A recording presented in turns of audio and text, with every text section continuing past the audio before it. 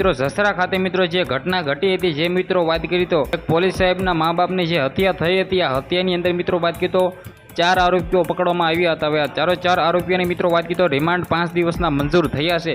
વધુ ખુલાસાઓ થઈ શકે છે તે માટે મિત્રો વાત કરી તો જસરા ખાતે જે ઘટના ઘટી હતી, આ ઘટનાની અંદર 4 આરોપીઓને પકડવામાં આવ્યા હતા, એક ભુવો સહિત। હવે મિત્રો વાત કરી તો કાળુ જાદુના કારણે મિત્રો વાત કરી તો હત્યા કરવામાં આવી હતી, આ સબૂત હતા। પરંતુ મિત્રો વાત કરી તો જે પગ કાપવામાં આવ્યા હતા, જે મિત્રો વાત કરી તો કાંડો કર્યા છે, જે મિત્રો વાત કરી તો ન કરી એવી રીતે હત્યા કરી હતી, ટ્રેક્ટર ચાલુ રાખીને મિત્રો વાત કરી તો હત્યાઓ કરવામાં આવી હતી। હવે આના અંદર મિત્રો વાત કરી તો 5 દિવસના આ રિમાન્ડ મિત્રો મંજૂર થયા છે, જેની અંદર મિત્રો 4 આરોપીઓ તમને લોકોને ખબર છે કે એક તો ભાઈ તેનો પાડોશી હતો, સુરેશ નામનો વ્યક્તિ હતો।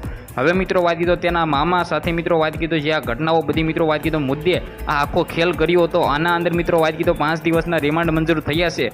જી આ મિત્રો વાત કીધો શું આવનારા ટાઈમની અંદર નવો ખુલાસો થશે અને મિત્રો વાત કીધો સૌથી મોટા આવનારા ટાઈમની અંદર શું સબૂતો મળશે?